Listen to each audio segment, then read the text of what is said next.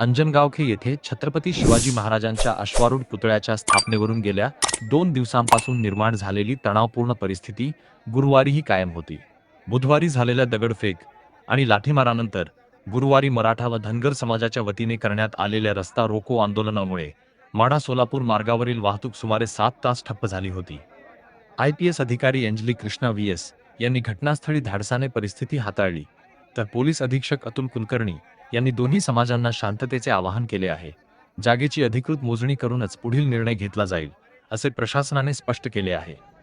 OBC नेते लक्ष्मण हाके यांनी घटनास्थळी भेट देऊन आमदार अभिजित पाटील यांच्यावर गंभीर आरोप केले.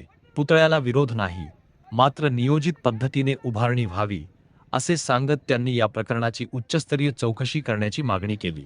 दरम्यान उपळाई खुर्द येथे हाके यांची गाडी अडवून शिवीगाळ केल्याचा प्रकारही घडला.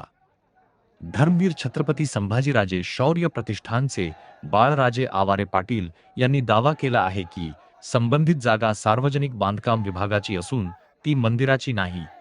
गावात सध्या मोठा पोलीस बंदोबस्त तैनात करण्यात आला असून परिस्थिती नियंत्रणात आणण्यासाठी प्रशासन आणि दोन्ही समाजांच्या प्रतिनिधींमध्ये चर्चेच्या फेऱ्या सुरू आहेत.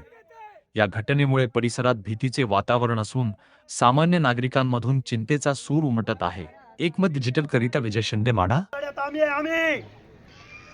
आमच्या भोळेपणाचा फायदा घेताय, आमच्या राजकारणाचा तुम्ही फायदा घेताय, आमच्या येडेपणाचा फायदा घेताय, अजिबात चालणार नाही.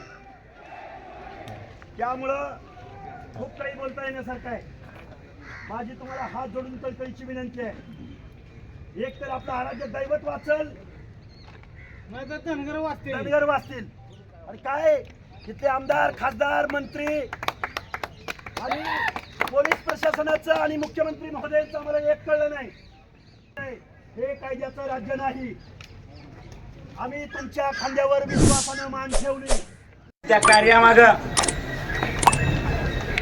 थोर महापुरुषांची प्रेरणा घेऊन अंजनगाव आणि अंजनगाव पंचक्रोशीतील अनगर असेल, खंडोबाची वाडी असेल, कुंभेत, खैरेवाडी, लोंडेवाडी, केवळ, Undargaon, Upalai,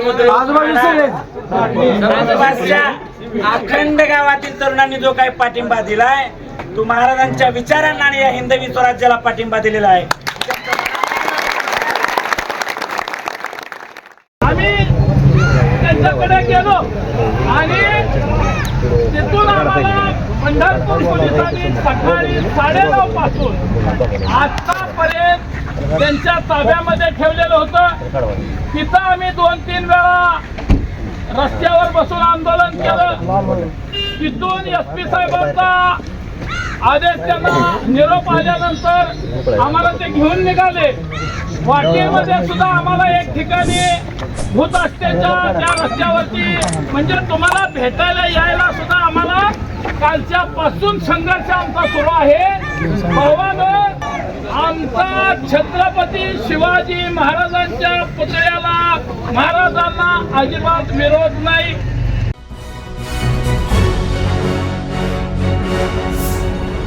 Thanks for watching Ekmat Digital.